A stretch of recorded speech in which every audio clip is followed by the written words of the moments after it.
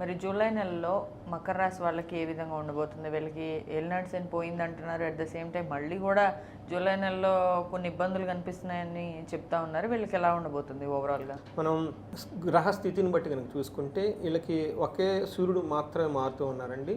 మిగతా గ్రహాలు మారుతున్నా కానీ మనకి జూలై ఎండ్‌లో మారుతున్నారు అన్నమాట, లాస్ట్ 2 డేస్‌లో. బట్ మేజర్‌గా ఒకే ఒక గ్రహం మారుతూ ఉంది, అది సూర్యుడు మారుతున్నారండి. వీళ్ళకి 6వ ఇంట్లో వచ్చేసరికి కర్కాటక రాశిలో 7వ ఇంట్లోకి ప్రవేశిస్తూ ఉన్నారండి.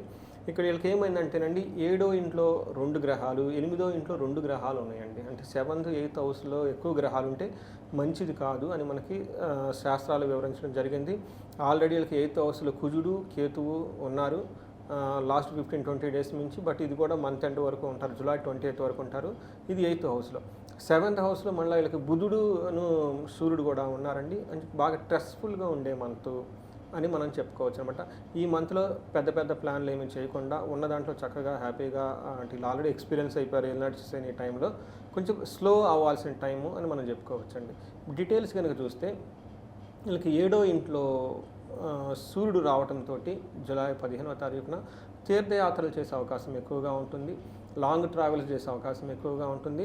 అయితే ఈ లాంగ్ ట్రావెల్స్ కూడా అంత సుఖప్రదంగా ఉండదు, కష్టపడుతూ చేయాల్సిన టైం అని మనం చెప్పుకోవాలి. బట్ మిగతా వచ్చేటప్పుడు శని అనుకూలంగా ఉన్నారు, గురువు వీళ్ళకి అంత అనుకూలమైన పొజిషన్లో లేడు. గురువుకి సంబంధించిన పరిహారాలు చేసుకోవడం చాలా చాలా అవసరము.